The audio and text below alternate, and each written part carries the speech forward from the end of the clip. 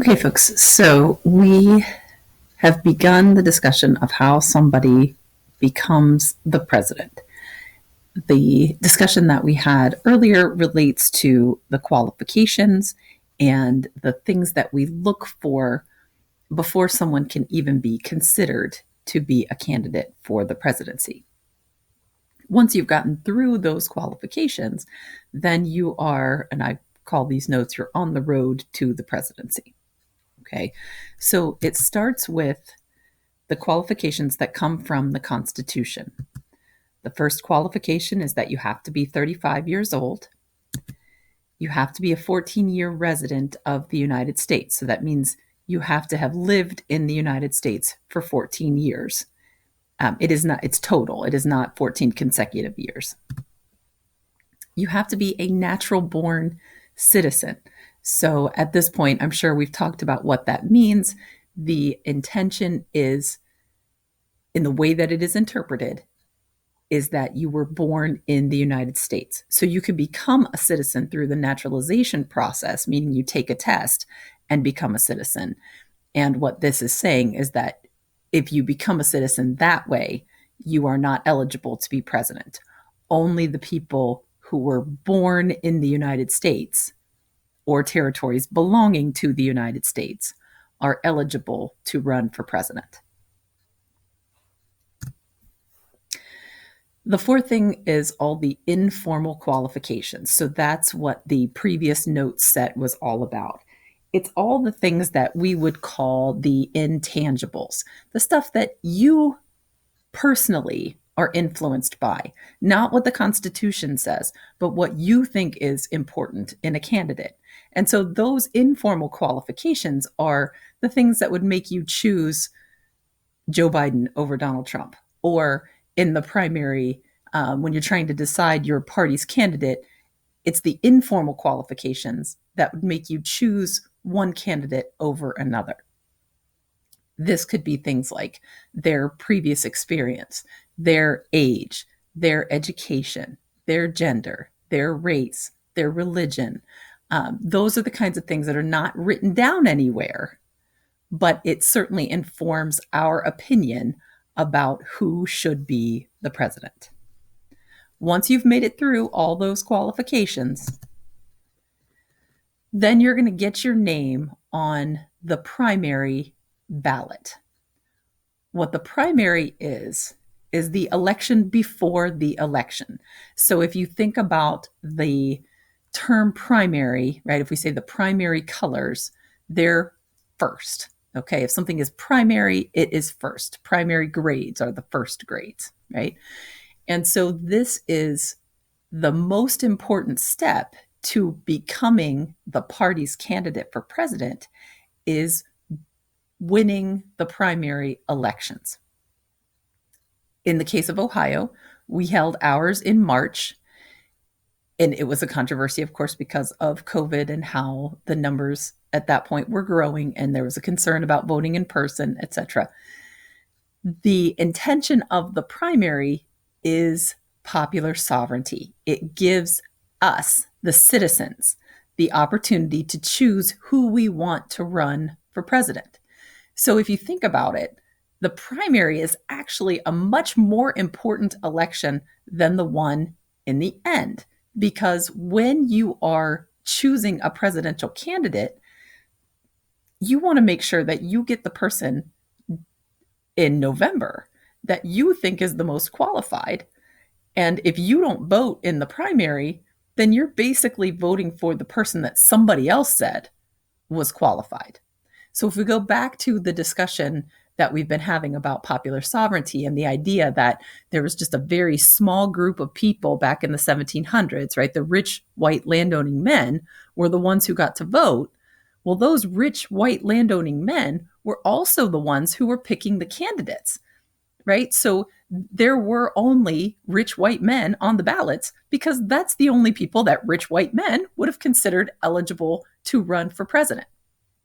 Fast forward to the 2020 Democratic primaries, and you had the largest field of women running, the largest field of minorities running.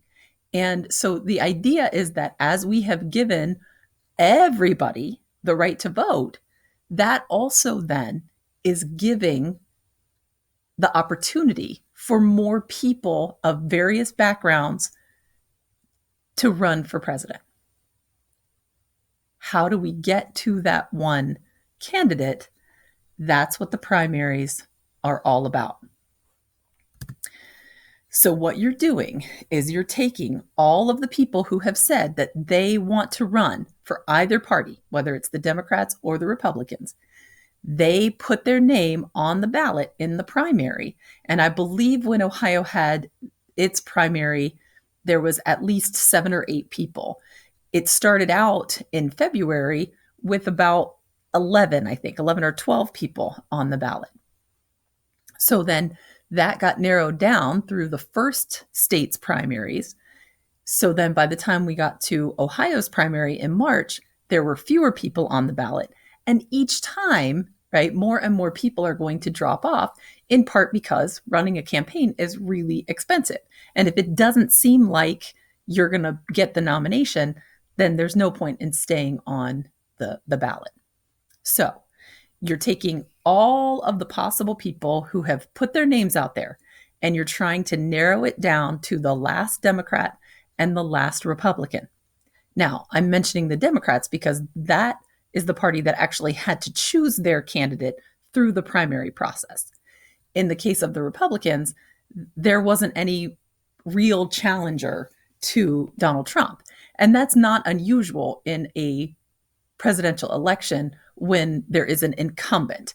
Incumbent means the person has already held the job before. So Donald Trump won in 2016. He's the incumbent going into 2020. It's not likely that you're going to have people run against him. That was true with Obama in 2008. He won for the first time. He's the incumbent in 2012. There were no Democrats that were challenging his position, right? No Democrat ran against him for the party's nomination. So if you think about the process that we just went through, the Democrats took all 11 or 12, it might have at one point been like 16 people on the ballot, and narrowed it down to Joe Biden. How did that happen? We're going to talk about that here. Okay. The truth is, the interesting thing is that when we're talking about the primary, you've got Democrats running against Democrats. So you might hear people talk about, Cory Booker, who ran at one point for the Democratic nomination, saying bad things about Joe Biden, or Kamala Harris criticizing Joe Biden, or Bernie Sanders criticizing Joe Biden, or Elizabeth Warren criticizing Joe Biden.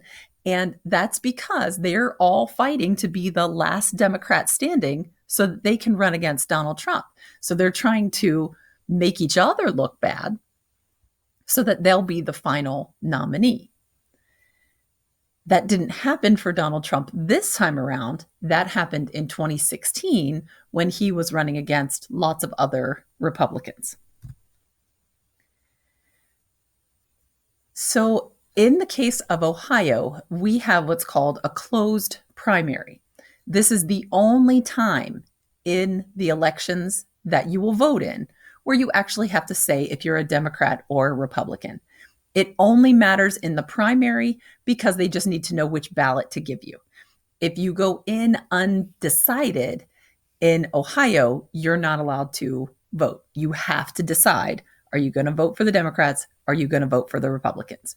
You can change. It is possible for you to change from one election to the next what party you want to vote for, but you do have to declare which party's ballot you want to vote.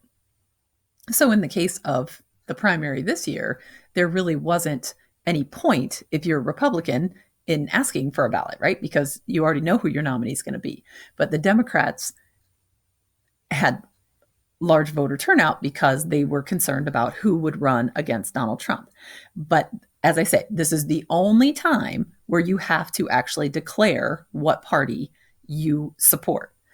It is also possible for you to vote for a third-party candidate, but those third-party candidates have to be organized usually a little bit ahead of what third-party candidates typically are. In order to get an official ballot, you can't just walk in and say, I'm going to write somebody down, right? You have to have the party deciding who their nominee is going to be, who's going to be on the ballot in the first place. So you may have heard of Jill Jorgensen. She's running as a third party candidate.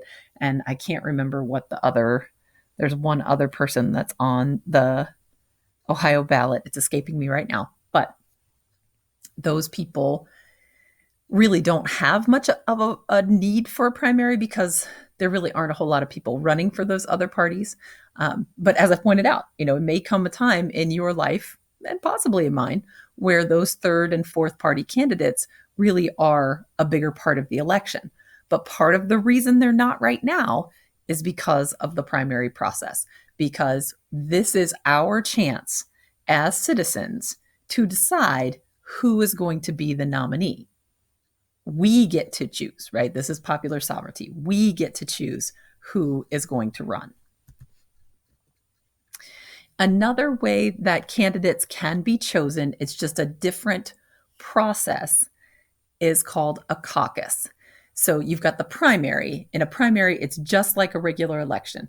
You go to your polling station, they hand you a ballot, you go into the little box, into the little booth, and you take your paper ballot and you bubble in who you want to be your nominee.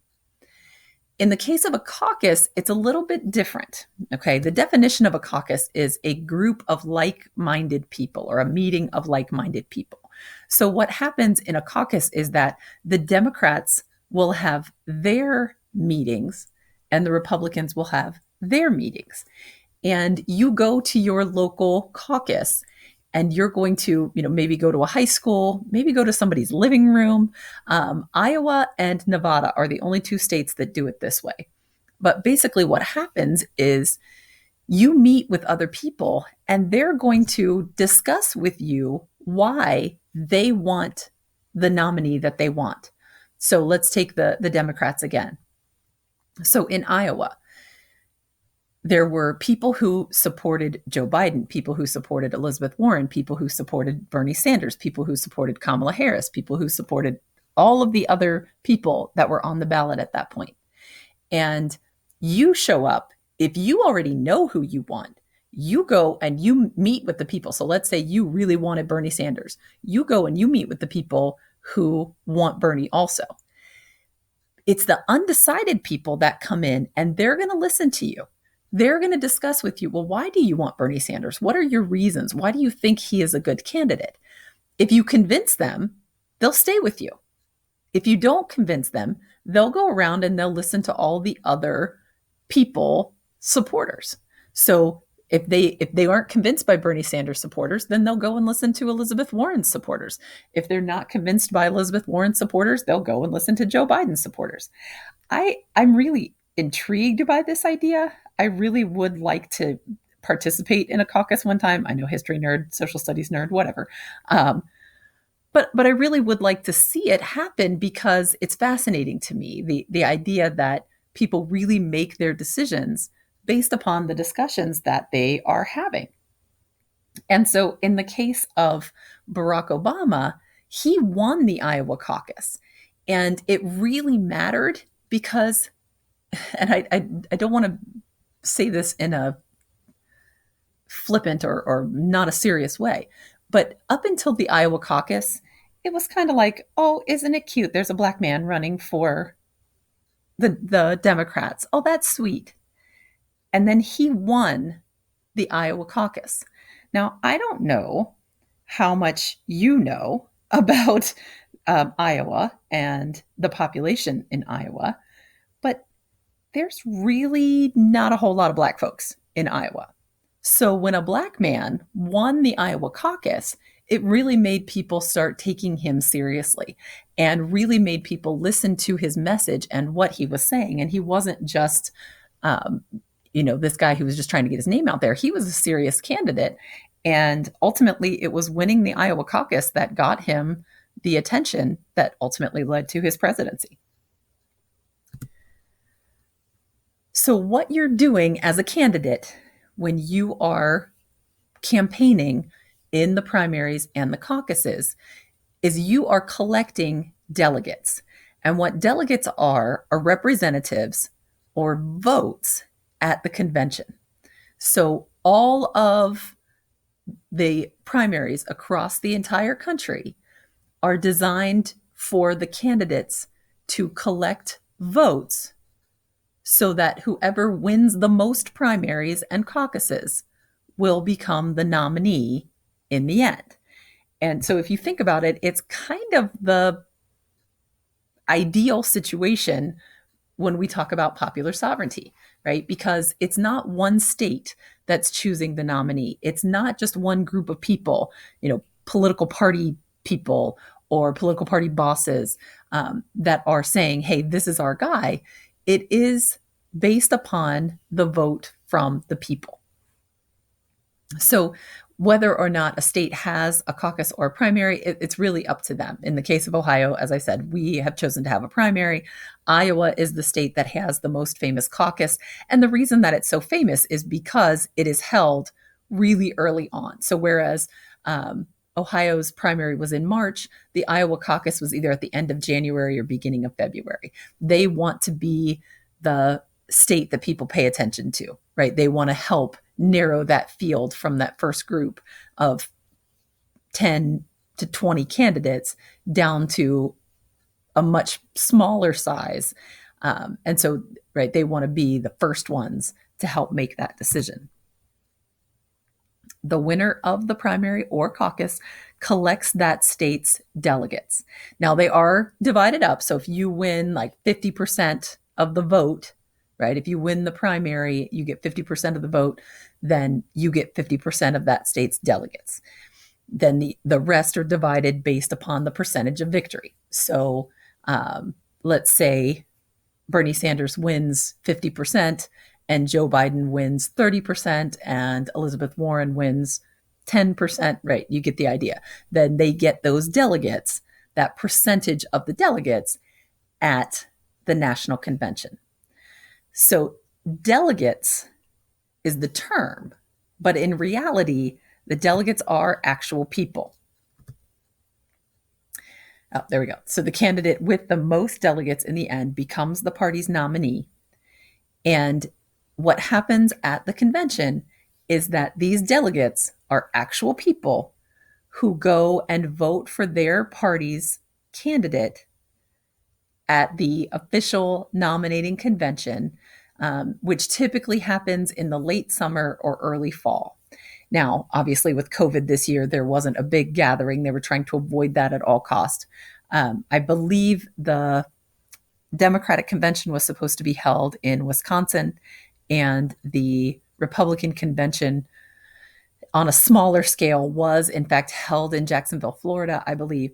But the idea in a normal year is that it is an honor to be allowed to be a delegate. You literally fly to the city where the convention is being held. You go into the convention center. It's the huge meeting rooms. If you've ever been to like the Sharonville Convention Center or downtown for anything, it's those huge rooms.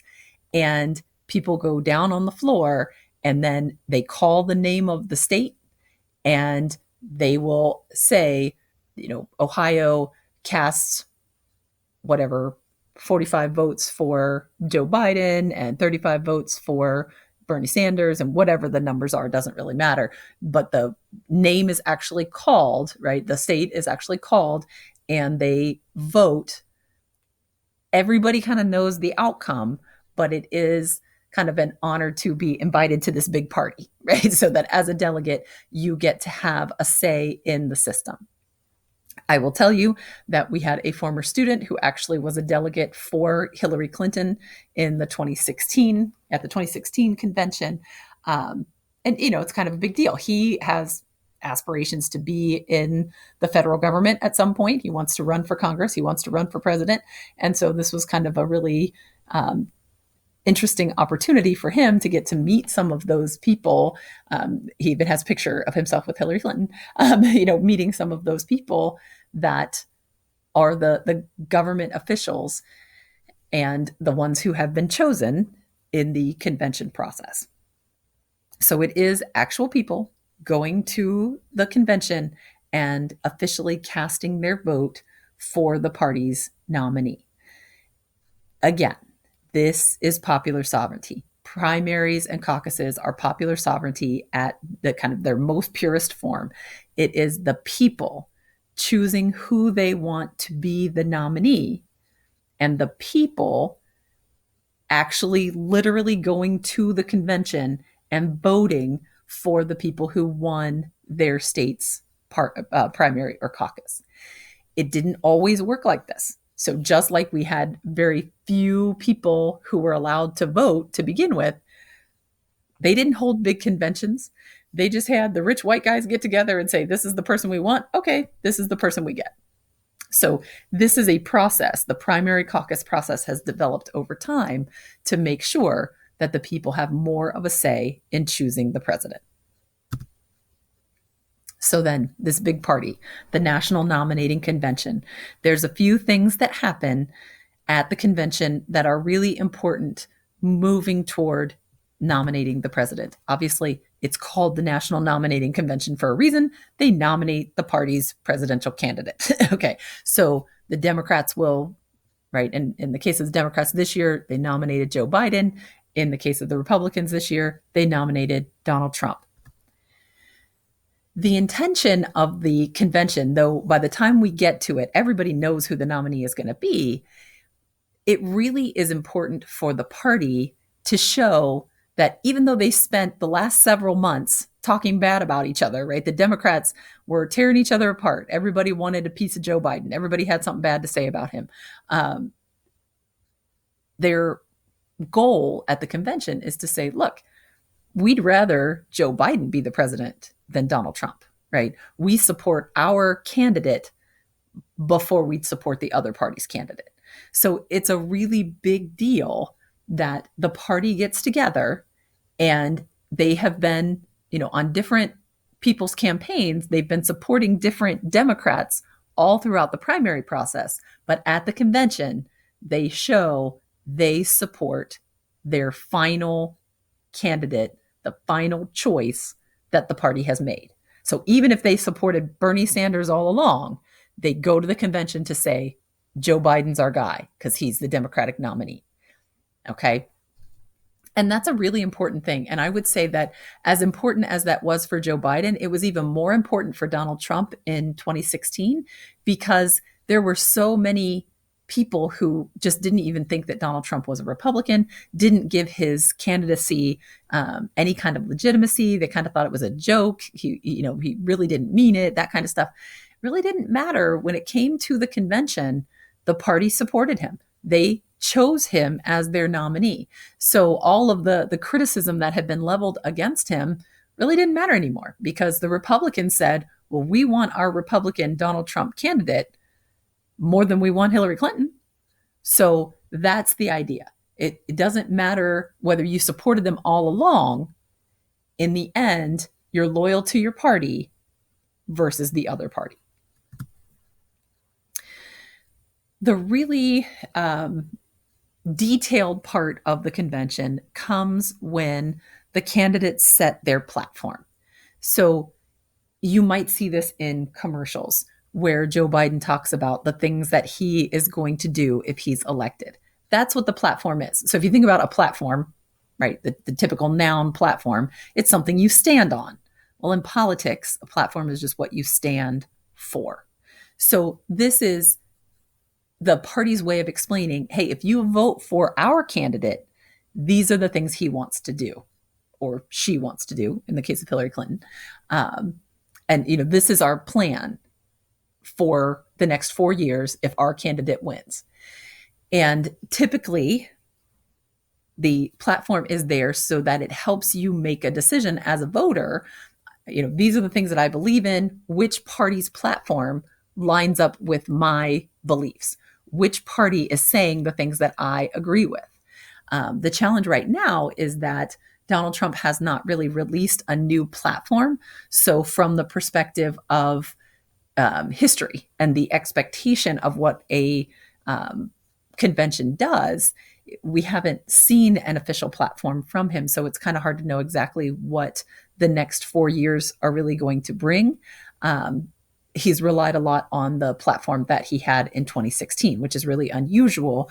Typically, the candidate will release a whole new set of plans. Like, I did this in the last 4 years. Now, if you give me four more, these are the things I'm going to do.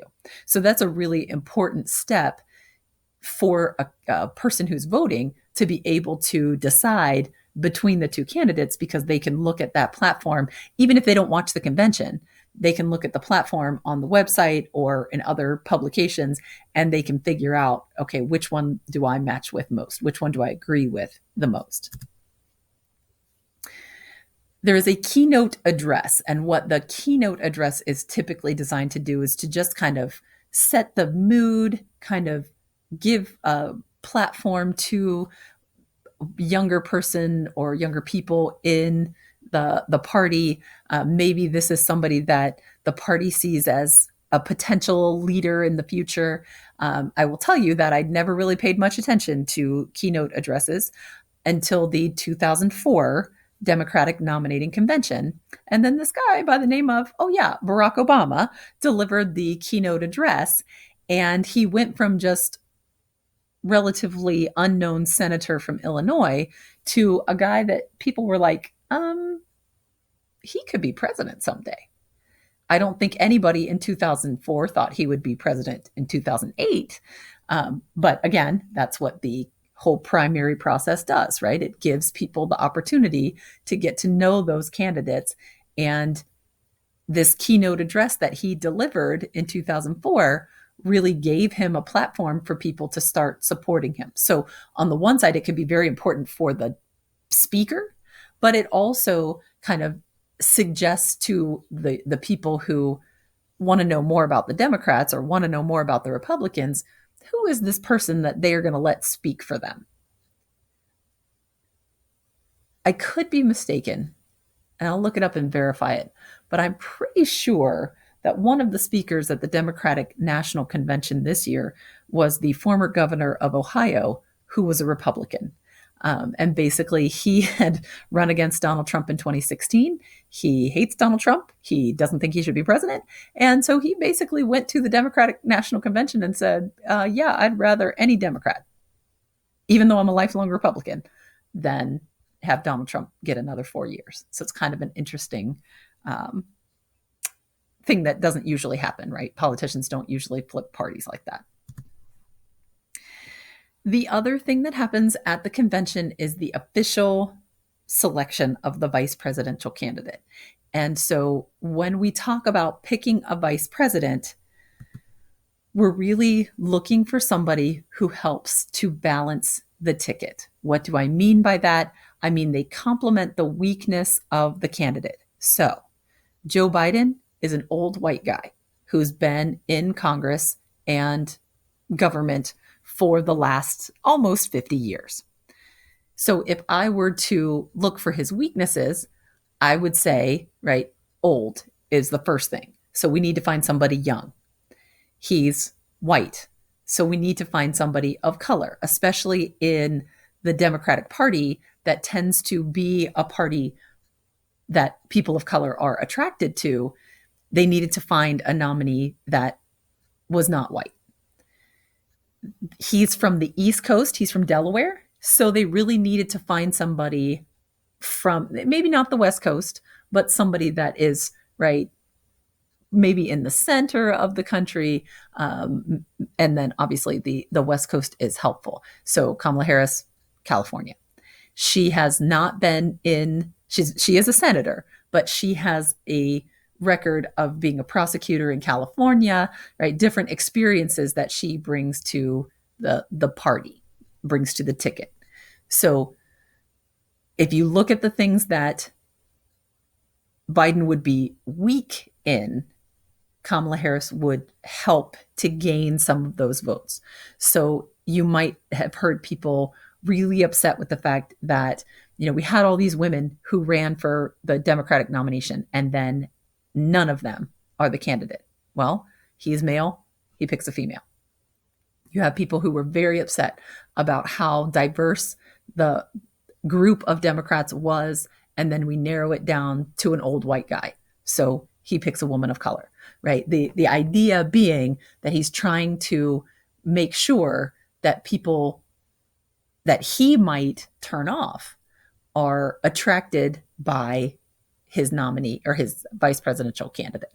Okay. So vice president is really important. They can help you win the presidency. In some cases, they can also help you lose the presidency. So just kind of keep that in mind. We'll talk more about the role of the vice president as we move into the topic of the presidency.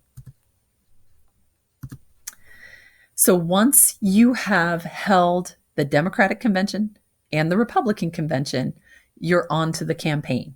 So if I backtrack a little bit, if you remember what I said, end of the summer, beginning of the fall is when the conventions are held. So that basically from September to November, you have the campaign. You've got the Democrat running against the Republican. So once the party has chosen their official candidate, then the campaign becomes one party against the other. So that's when you saw the shift to Joe Biden running ads against Donald Trump, Donald Trump running ads against Joe Biden. Then comes the election. And I've been paying attention to this since before COVID hit, right? So I've been paying attention to the presidential election process since January, arguably even before that, but it's okay. So from January till now, that's a fairly long process, right? We're 2 weeks away from the election. And the rule is in the Constitution, the election will be held the first Tuesday after the first Monday in November. So the only explanation that I can give you for that is to say that in a time in which people didn't have calendars sent to their homes for all kinds of things, they didn't have calendars on their phones, calendars on their watches, all of that, people didn't necessarily realize that the calendar had changed, right, from October to November. So as they're thinking through this, right, in the 1700s, they want to make sure that people are aware that it's November before they hold the election. So the election will never be on November 1st. The soonest that it can be is the first Tuesday after the first Monday. So if the Monday happens to be the 1st of November, then the soonest that the election could be would be Tuesday. This year, it's November 3rd. It's about as early as it can possibly be. And I say that, and I'm going to check my calendar as I am looking at it. Yes. Yes, it's almost as early as it could possibly be. Once the election is held, then you have the unofficial president. The presidency does not become official until the Electoral College votes. And we're going to get more in depth into what the Electoral College is all about, because there will never be another time when anybody teaches you about the Electoral College. So I want you to come away from this understanding how the Electoral College works, what it is, what it does, what it was supposed to do, what it was created for, but that's not going to happen in these notes. Okay. So basically, the election where we vote happens in November. And then in December, the official Electoral College vote makes the official determination as to who is going to be the president. The last thing that happens is the inauguration day. So that on January 20th, according to the 20th Amendment, January 20th will be the date of inauguration. Okay, and the intention there is that you've got enough time from the presidential election in November, right, when we vote in November, before we are actually officially inaugurating the president in January. So if there's any controversy about the election, if there's any issues with the election, we've got about 2 months where those issues can be worked out, so that there is no question who the president is come January 20th. And that's the end.